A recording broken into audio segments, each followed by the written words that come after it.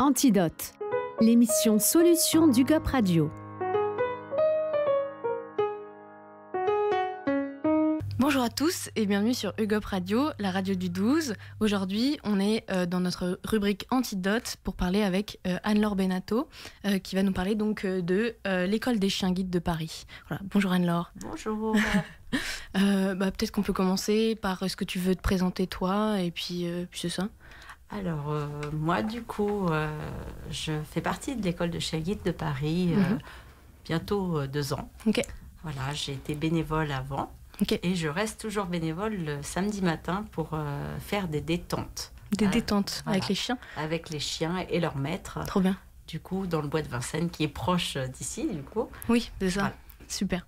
Donc, j'allais te demander, est-ce que, en quelques mots, pour quelqu'un qui ne connaît pas du tout l'école, est-ce que tu pourrais la décrire la mission de l'école des chiens guides ? Oui, bien sûr.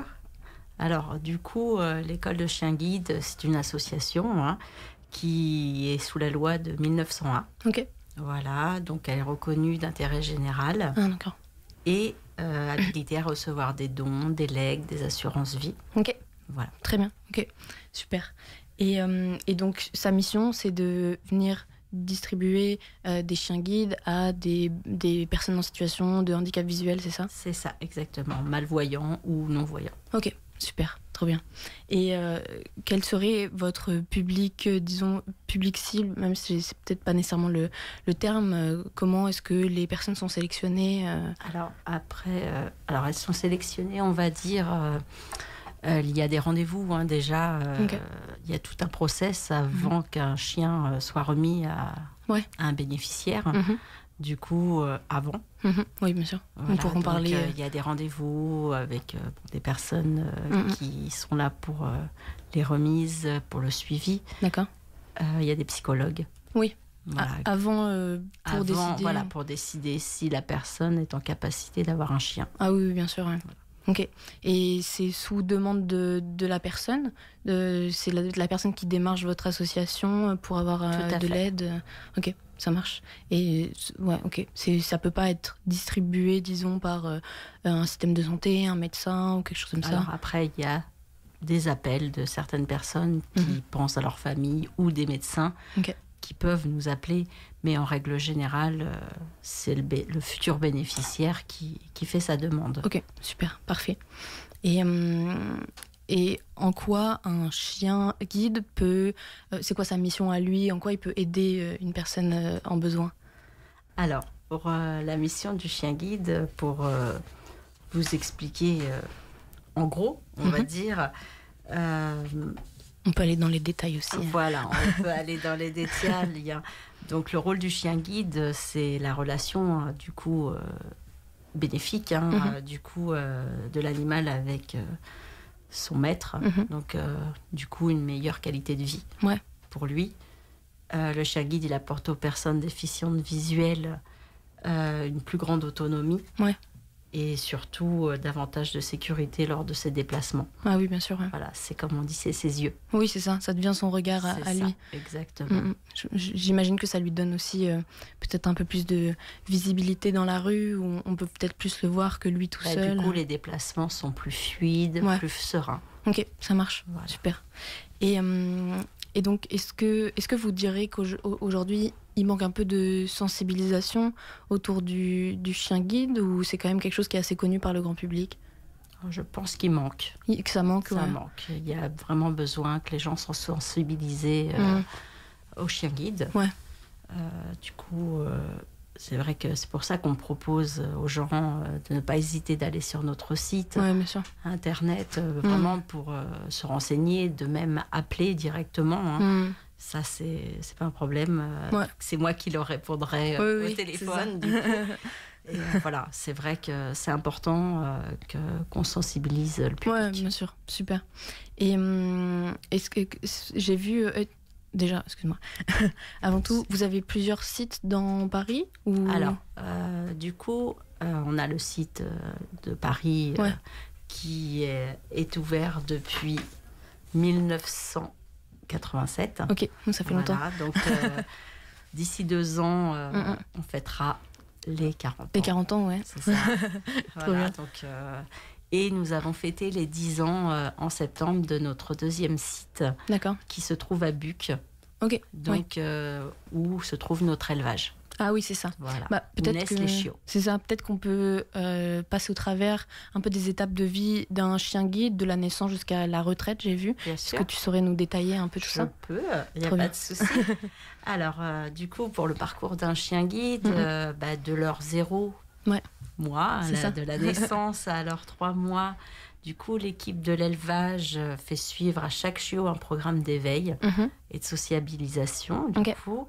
Avec leurs parents, bien sûr. Ils restent vraiment à l'élevage avec leur maman. Oui, avec leur maman. Du coup, et à la personnalité du chiot, bien sûr. Voilà. Et à partir de 3 mois, du coup, le chiot est remis à une famille d'accueil. Ok, très bien. On recherche toujours des familles d'accueil. Trop cool. Voilà, donc il ne faut pas hésiter à postuler. Sur notre site aussi, ou par courrier, voilà, pour être famille d'accueil. Ouais, super. Du coup, donc, la famille d'accueil vraiment est là pour les premiers apprentissages. Donc, pour la propreté, pour l'obéissance, pour la sociabilisation. Donc, sociabilisation veut dire on est le chiot partout. Ah ouais, tout le temps avec soi. Partout, au travail, dans les transports en commun, dans les magasins de nourriture, vraiment partout. Oui, ça paraît logique. Faut les sociabiliser. C'est ça. Au maximum. Au bruit, aux gens. C'est ça, exactement. Ok. Voilà. Donc la famille doit emmener le chiot assez régulièrement à l'école de chien guide, en règle générale. Du coup, il y a des formations à peu près tous les 15 jours avec un moniteur. Pour le chien, pas pour la famille. Pour le chien et la famille, afin que, il parle de ce qui se passe, de comment s'est passé, par exemple, les 15 jours, pour qu'on leur apprenne aussi d'autres méthodes, pour l'apprentissage. Ok. Voilà. Super. Et du coup, à peu près à environ 9 mois, ma famille d'accueil va rendre le chiot. Voilà, ce qui est difficile parfois. Ça doit être dur, 6 mois avec un petit chiot. Et... Voilà, c'est ça. C'est dur parce que souvent, elle s'accroche. Oui, c'est normal. Mais bon.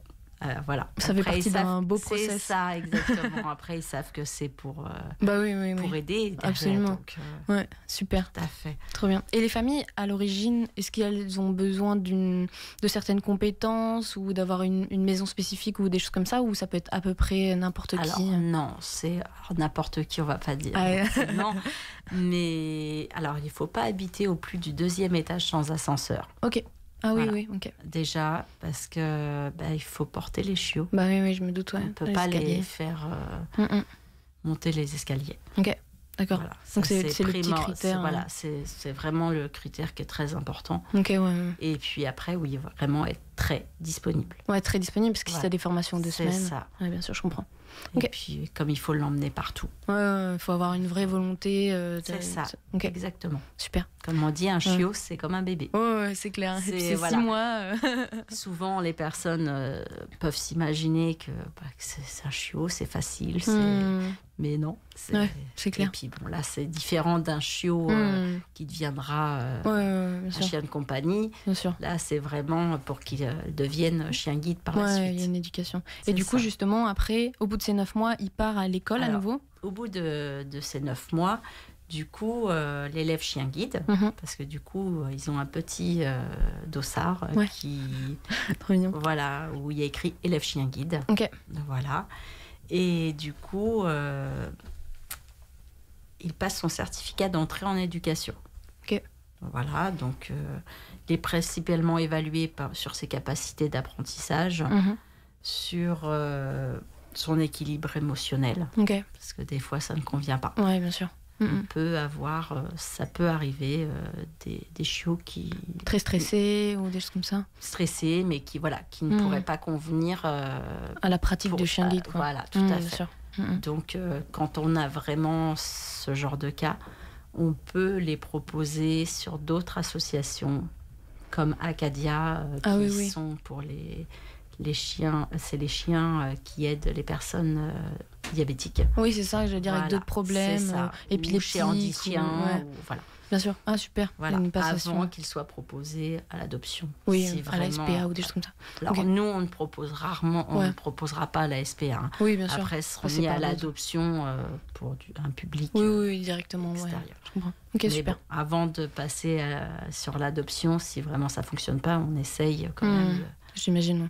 Puis, est-ce que c'est assez rare au final qu'un chien ne puisse pas être adapté ou ça arrive quand même Malheureusement, ça arrive. Oui, ça arrive. Ça fait partie du processus. Parce que ça peut être pour des sensibilités, mais ça peut être aussi pour d'autres problèmes physiques aussi. Oui, de santé. De santé, ça peut être des dysplasies. Ok. Voilà. Oui. Ok, super, hyper intéressant. Et quand c'est possible qu'on n'en ait pas, tant mieux. Et d'ailleurs, j'avais une petite question, parce que du coup, je me suis baladée sur votre site et j'ai vu qu'il y avait surtout des labradors ou des golden. Est-ce que c'est un choix par rapport à la race ou c'est le destin qui a fait ça? Alors, du coup, c'est des chiens qui sont, on va dire, plus faciles au niveau de l'éducation. Ouais, de l'apprentissage. Voilà, de l'apprentissage. Voilà. Très bien. Ouais, c'est un choix vraiment par rapport... Oui, voilà, c'est surtout ça. Parce que d'autres chiens peuvent être éduqués pour être chiens guides. Il y a des chiens guides bergers. Berger allemand ou tout voilà. ça. Bien sûr. Mais du coup, voilà. Sur l'échelle d'une école, c'est plus simple. Je comprends. Avec des labradors, des golden retrievers. Nous avons des labradoodles aussi. Oui, j'ai vu, oui. Voilà. Du coup, alors les labradoodles... c'est des chiens normalement hypoallergéniques. Ah, d'accord. Voilà, donc une personne déficiente visuelle qui aurait des problèmes allergie au poil de chien. Ouais. Voilà, c'est super. Ah oui, je comprends, trop bien. Trop cool. Super. Est-ce que j'avais surtout des questions après au niveau de comment ça se passe la remise d'un chien guide, alors après, comment ils se rencontrent, si vous voulez un petit peu pour l'éducation aussi. Oui, c'est ça. Ouais. Les étapes. Pour continuer. Du coup, à partir d'1 an, en règle générale, il a son certificat d'entrée en éducation, du coup. Et du coup, il élève chien guide et pris en charge par un éducateur de l'école. Ok, ça marche. Voilà. Et ensuite, à peu près pendant 6 à 8 mois, il apprend le déplacement au harnais. Au harnais, oui. Voilà, la gestion des obstacles, les recherches des lieux et d'objets. Ok. Voilà. Chaque éducateur, à peu près, il prend 3 chiens. 3 chiens en même temps. Voilà. Ah oui, ok. Voilà, il éduque vraiment 3 chiens. Ok, super. Sur une période. Ok, parfait. Voilà. Et après, on passe donc à l'adoption. Et peut-être aussi je ne sais pas comment définir ça, le choix... Alors, peut-être pas l'adoption, du coup, la remise. Oui, la remise, voilà. J'avais pas le terme exact. c'est ça, on appelle ça une remise. La remise entre le maître et le chien. Est-ce que ça s'est fait? Est-ce que ça se fait en amont, le choix du chien, ou c'est vraiment quand il est? Est-ce qu'il y a plusieurs chiens qui lui sont présentés en même temps ou... Alors, on présente à nos maîtres chiens guides plusieurs chiens. On leur fait faire des essais. Après, on connaît les maîtres. Suite aux plusieurs rendez-vous. Après, on connaît les chiens aussi. Oui. Voilà. Et on réfléchit aussi à quel chien on pourrait remettre à telle personne. Voilà. Il y a, comme je dis, tout un process. Voilà, on ne remettra pas tel chien à telle personne comme ça. Bien sûr. Très bien, oui, je comprends. C'est une question de personnalité, de mode de vie aussi, j'imagine. C'est ça, parce qu'il y a des personnes qui sont plus actives que d'autres. Il y a des chiens, du coup, qui sont très rapides. Il y a des chiens moins rapides. Oui. Voilà. Ok, je comprends, super. Après, si on a des personnes plus âgées, c'est vrai qu'on ne va pas forcément leur mettre un chien qui court partout. Qui est très, très rapide. Voilà. En termes de... oui, évidemment, ça paraît logique comme ça, mais c'est sûr que... Parce que chaque chien est différent, de toute façon. Oui. Ça paraît effectivement très logique. Et en combien de temps ça se fait, disons, il y a combien d'étapes entre la remise d'un chien? Déjà, avant, à peu près à environ les 18 mois du chien, c'est à peu près à ce moment-là que le chien est remis. Ok. Du coup, il passe son certificat, le chien, au guidage. Ok. Voilà. Donc le certificat d'aptitude pour qu'il puisse guider. Ok, super. C'est pareil. Donc, et du coup, après le choix du chien qui va être mis, il y a une remise. Okay. Du coup, et qui dure à peu près 3 semaines. Sur 3 semaines, donc il y a au moins une semaine à 10 jours sur l'école de chien guide. Donc la personne déficiente visuelle dort. Voilà, pendant au moins une semaine sur l'école. Oui, d'accord. Donc voilà, ça se passe le jour, la nuit, le chien est avec elle. D'accord. Et du coup, après, il y a une remise aussi à domicile, donc pour qu'ils puissent travailler aussi tous les trajets. Oui. Voilà. Du travail à l'école, de chez eux, à leur travail. Oui. C'est super. Super. Et donc, une fois que la remise est faite, le chien, il va rester combien de temps à peu près avec la personne? Parce que je me suis renseignée et j'ai vu qu'il y avait une forme de retraite après pour les chiens qui deviennent trop vieux. Tout à fait. Alors, aux alentours de 10 ans. 10 ans Voilà. Normalement, ça peut être un peu avant, tout dépend de la santé du chien. Mais à 10 ans, le chien sera mis à la retraite. Ça marche. Et qu'est-ce que devient un chien? C'est quoi le suivi? Alors, le chien guide peut être confié à son maître. Voilà, à voir si les conditions toujours conviennent. Sinon, il sera confié à quelqu'un de sa famille ou à une personne qui sera prêt à adopter un chien à la retraite. Une sorte de famille d'accueil de retraite. Tout à fait. Ça marche. Mais à 10 ans, du coup... oui, c'est ça. Ça risque que c'est un vieux toutou. On fait en sorte de veiller au bien-être du chien du début jusqu'à la fin. Oui, c'est ça. Et une personne bénéficiaire d'un chien qui part à la retraite peut redevenir bénéficiaire d'un nouveau chien après ça? Tout à fait. Alors, c'est long. Les temps d'attente sont longs je me doute. Pour avoir un chien. Vous avez une sorte de liste d'attente des personnes qui veulent avoir un chien, je me doute. Oui, c'est sûr. On remet à peu près 30 chiens par an. Ah oui, quand même. Ça fait presque 2 par mois à peu près. Si on pouvait en remettre plus, on en remettrait plus. Mais... Oui, je me doute. Mais justement, c'était une de mes questions. Est-ce que ce serait quoi vos futurs objectifs pour l'école? C'est pas ton domaine où tu saurais pas nous dire? Là, j'avoue, non. Il y a déjà 30 par an, c'est très bien. Si on pouvait monter plus, bien sûr, ça serait super. Mais voilà, après, comme on dit, le coût d'un chien, c'est ça, est de 25 000 €. Ah oui. Voilà, donc pour remettre... Du début à la retraite? Oui. Oui. Donc il est remis, je le précise bien, il est remis gratuitement au maître chien guide. Ah oui. Mais voilà, comme on dit, c'est grâce aux dons. Ah oui. Oui, et puis pour vous, ça vous fait des charges pour 10 ans de vie d'un chien, quoi. C'est ça. Oui, absolument. Donc c'est surtout les dons, les legs. Les dons, les legs. Vous avez des financements ou des partenaires ou des choses comme ça? Alors, on a quelques partenaires, mais c'est grâce vraiment aux dons. Oui. Et aux legs qu'on vit, parce que nous n'avons pas de subvention de l'État. Donc finalement, vous êtes une association qui fonctionne beaucoup par le don, par le bénévolat, par les familles. Tout à fait. C'est vraiment une petite communauté qu'il faut créer autour de l'école. Exactement. Super. Je comprends. Peut-être que, je ne sais pas si vous voulez partager vos réseaux sociaux ou le site. Nous sommes sur Facebook, sur Instagram, sur LinkedIn. Oui. Voilà. Surtout. Donc École des chiens guides de Paris. Si on va sur votre site, on aura les infos. Et sinon sur notre site directement sur www.chienguideparis au pluriel. .fr. Voilà. Comme ça, si quelqu'un est intéressé à participer ou à donner, il pourra directement se rendre sur votre site. Trop chouette. Écoute, merci beaucoup Anne-Laure. Ça nous a fait vraiment plaisir de vous recevoir. On était donc sur Antidote de UGOP Radio, la radio du 12. Et n'hésitez pas aussi à nous suivre sur nos réseaux sociaux pour avoir les prochaines news et prochains entretiens. Voilà. Merci beaucoup.